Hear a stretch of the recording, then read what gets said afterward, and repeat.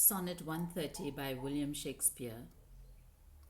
Before I read the poem, I would like to put the vocabulary under the microscope. Dun means brown, damasked means pink, reeks means exhales or breathes, grant means admit, go means walk, rare means precious, belied means falsely portrayed, compare means comparisons. Sonnet 130. My mistress's eyes are nothing like the sun. Coral is far more red than her lips red. If snow be white, why then her breasts are dun. If hairs be wires, black wires grow on her head. I have seen roses damasked, red and white, but no such roses see I in her cheeks. And in some perfumes is there more delight than in the breath that from my mistress reeks. I love to hear her speak, yet well I know that music hath a far more pleasing sound. I grant I never saw a goddess go. My mistress, when she walks, treads on the ground.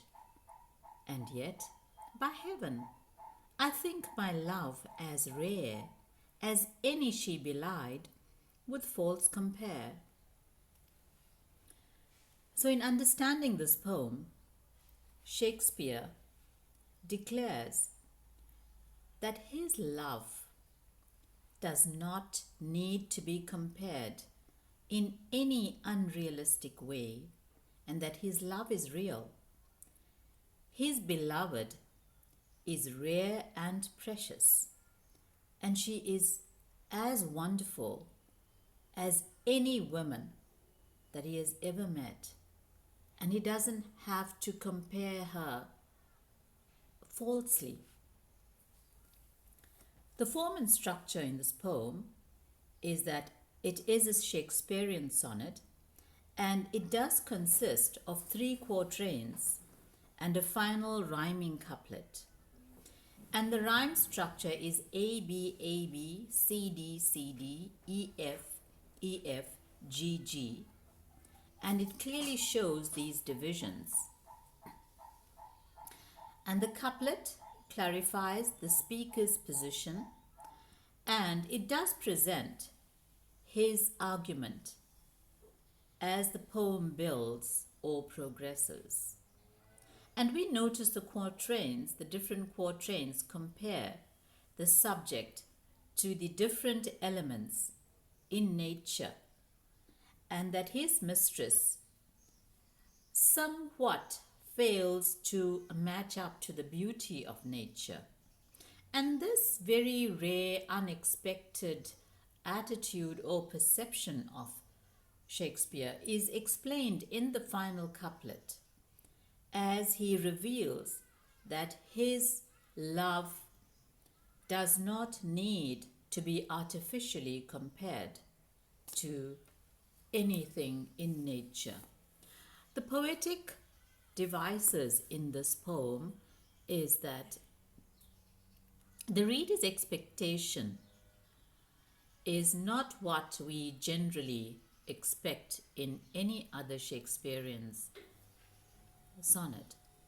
The reader actually discovers that the usual metaphors and similes are really reversed and turned or inverted, and that in comparing his mistress to the sun, which we see in line 1, that coral in line 2 and snow in line 3, also roses in line 5, that the narrator declares that this love does not need to match with nature's beauty, and that her ordinary beauty is very real. And this is very appealing to Shakespeare.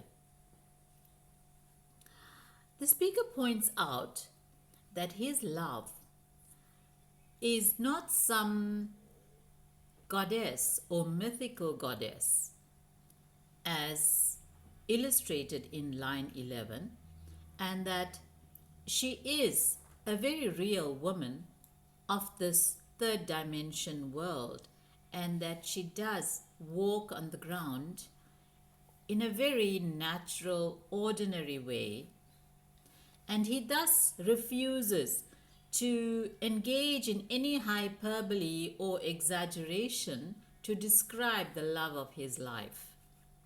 Shakespeare's refusal to use any kind of figurative language, generally so popular in his time, to describe his love, ironically emphasizes her real, natural appeal and beauty. It is not only that his mistress is rare and precious, but the poem itself is rare. And the sound devices that Shakespeare uses is one of alliteration and consonance, as we find in snow, white, wires, and grow in lines 3 and 4, while roses and red in lines 5 and 6 are echoed by the word reeks in line 8. Similarly, grant in line 11 is the link to ground and goddess in lines 11 and 12. And this really unifies the poem naturally. Yeah, that's your poem, Sonnet 130. So, Bronwyn, what is your feeling, or what emotion does this poem, Sonnet 130, evoke in you? What do you understand by the poem? I feel a sense of love when reading the poem, because his love is not bound by unrealistic expectations. She is a woman and she is female, and he respects everything about her, including her flaws, and acknowledges her flaws. So it brings a more about a realistic approach to love instead of the fantasy we sold. That's fantastic. Thank you.